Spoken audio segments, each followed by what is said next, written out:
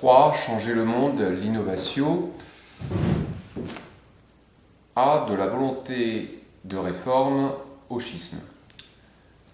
Les humanistes, en s'attachant à apprendre d'autres langues que le latin, accèdent à d'anciennes copies de la Bible, en grec, mais aussi en hébreu. Ils découvrent alors les décalages, les ajouts opérés par les moines copistes tout au long du Moyen-Âge.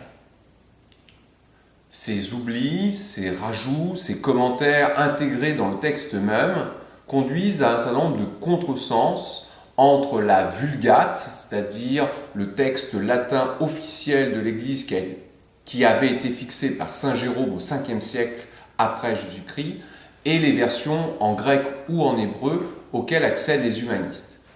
Ces questions peuvent nous paraître secondaires, mais pour un homme du XVIe siècle, elles sont essentielles.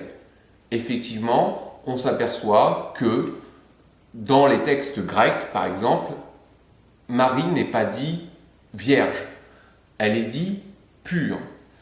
Et donc, cela pose la question de la virginité de Marie. D'autres questions fondamentales se posent, les rapports de l'homme à Dieu, le culte des saints, ou la nature de Jésus, est-il divin, humain ?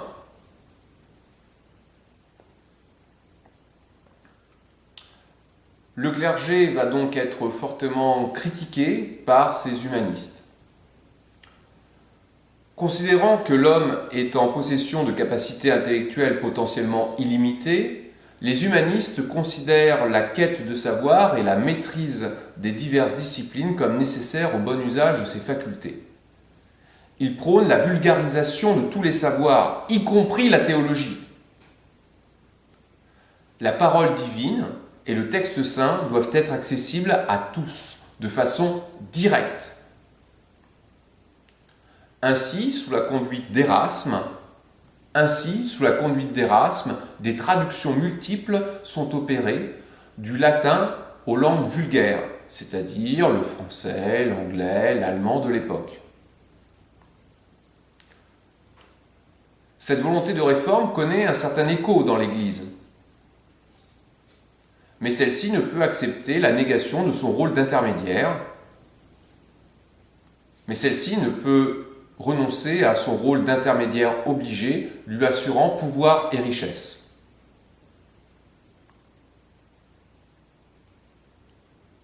Les humanistes ont donc remis en cause un rôle essentiel de l'Église,